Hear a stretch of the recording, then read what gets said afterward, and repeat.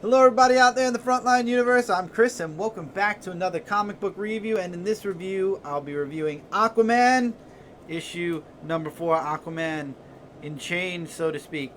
And before we get into this, as I'm showing you guys some artwork, as always, spoiler alert. To get through this book, yeah, look, there's a Snickers commercial. As we go through this book, I'm going to be discussing things that have gone on within the pages of Aquaman issue number 4. And if you've not read this book yet, you do, and you don't want spoilers, which I would think nobody should want spoilers for this book, take this video, pause it, put it in your watch later file, and come back later. Or if you want the non-spoiler overview of Aquaman issue number 4, stick around and we'll have an overview. So let's do the overview first, then we'll go into some spoilers. Overview of Aquaman issue number 4. It's a lot of talking. A lot of political talking. Aquaman is arrested. We all know he got arrested in the last issue. Mera is not happy about this. We know this since the last issue. So you've got now the United States believing that Atlantis has made moves against the United States by sinking one of their ships. We get a little bit more on what Nemo is, where Black Manta is going, and that Aquaman and Atlantis are the only ones standing in their way from world domination through the sea. And things kind of make it to a head. We get some nice action in the last couple of pages. But again, the rest of the book is a lot of talking. The artwork is pretty nice, I will say that. I do like the artwork in the book. I'll give you guys another page real quick. I do like the artwork in the book. Nothing to complain about when it comes to the art, but again, the story is very dialogue paced. So if you're not into a book that's like constant talking, like if you're into books that have like a lot of action and not so much political talking, this first story arc for Aquaman is, I definitely will be sticking around for it. I'll stick around for the second story arc, but if I was going to base my full, like, if I'm going to keep or drop a book based on just this story arc alone, I probably would have ended up letting Aquaman go. I know a few people have already let Aquaman go.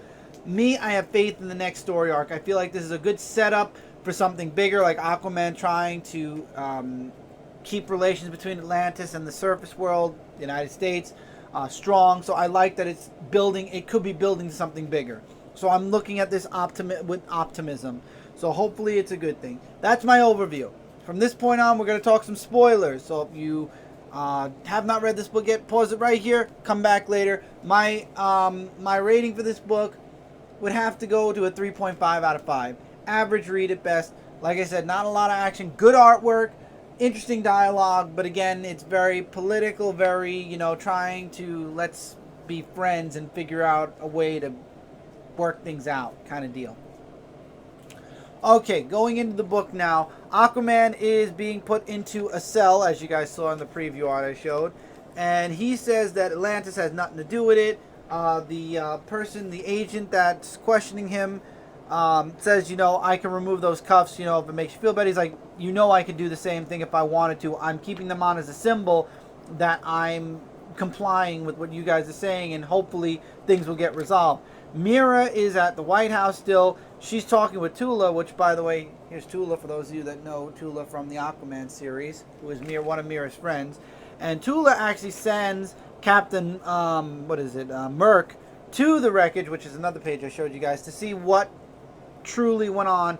And he finds an old Atlantean sword. And what's weird about it is, a normal Atlantean would not leave it behind, that it was literally planted there to make it look like the Atlanteans attacked the ship.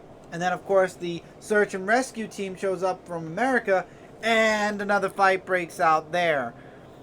We get another scene with Black Manta where we find out more about Nemo and what Nemo is and who leads it and why.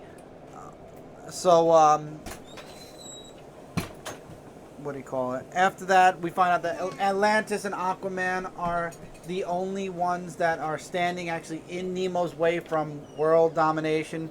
And I like how kind of Black Manta is like, yeah, you're just another one of those world domination people.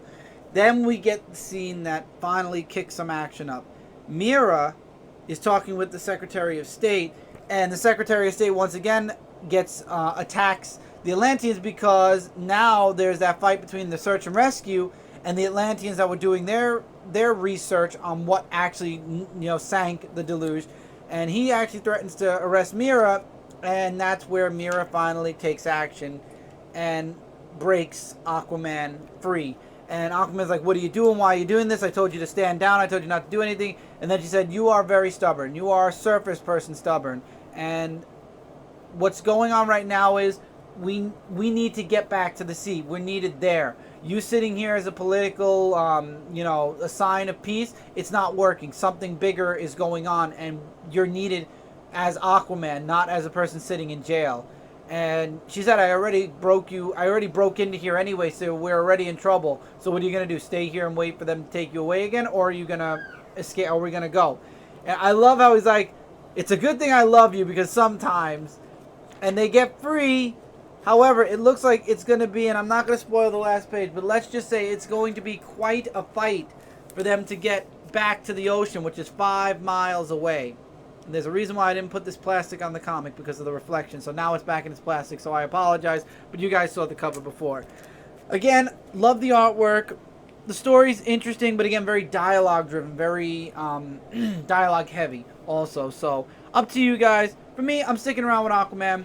I'm going to give it the benefit of the doubt. I'm going to keep going with the second story arc, and then I'll make my decision with Aquaman, because I feel like there's potential. I feel like there's a lot of setup this first story arc. Maybe once we get past the setup, we'll get into something good. And you know what? Because I ordered from DCBS, I'm going to be getting Aquaman until November at least anyway. So by then, we'll be in the second story arc, and we'll find out if it's worth keeping or not. So, till next time, as always, Comic Frontline, we are your #1 source for comic-related news, reviews, and a whole bunch more. Click that sub button if you haven't already, so we're in your sub box and you won't miss out on a single video, because we got lots of videos coming up each and every day. Also, don't forget to check out comicfrontline.com, where we got a lot of stuff going on there as well. And until next time, everybody, take care, keep reading, keep collecting, and I'll see you guys really soon in the next video.